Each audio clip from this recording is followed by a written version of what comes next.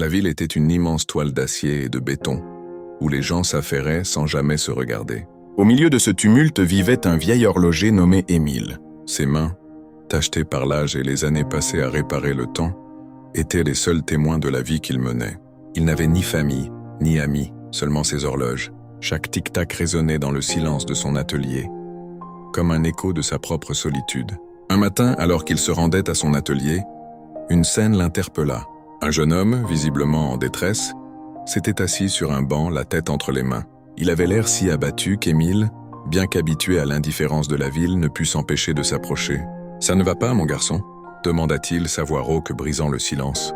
Le jeune homme leva la tête, les yeux rougis. « J'ai tout perdu, monsieur. Mon travail, ma maison.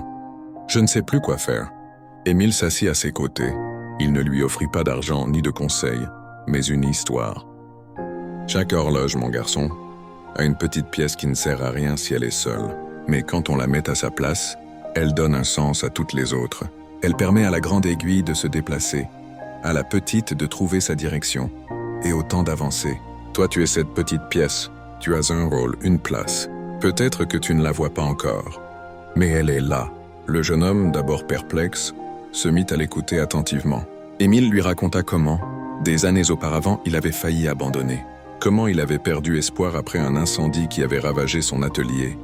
Et comment, par un pur hasard, il avait trouvé une vieille montre abandonnée, ce qui l'avait inspiré à recommencer. Le lendemain, le jeune homme revint, le visage éclairé par une nouvelle détermination.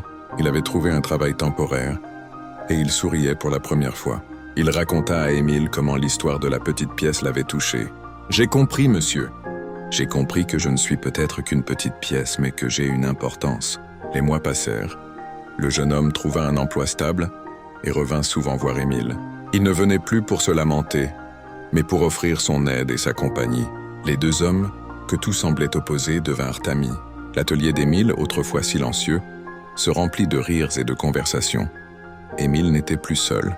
Il avait trouvé sa place non plus dans le silence, mais dans le cœur d'un ami. Cette histoire nous enseigne que même dans les moments les plus sombres, on a une place et une importance. Il faut juste avoir le courage de chercher sa pièce et de la mettre en place pour que tout prenne un sens.